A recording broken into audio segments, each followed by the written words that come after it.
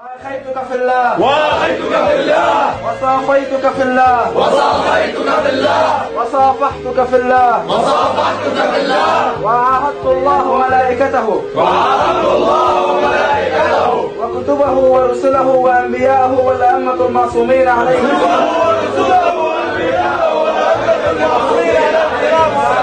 على أني إن كنت من أهل الجنة والشفاعة على أني كنت من أهل الجنة والشفاعة وأذن لي بأن أدخل الجنة لا أدخلها إلا وأنت معي لا أدخل الجنة إلا وأنت معي. قبلت أسقطت عنك جميع حقوق الأخوة أسقطت عنك جميع حقوق الأخوة ما خلا الشفاعة والدعاء والزيارة.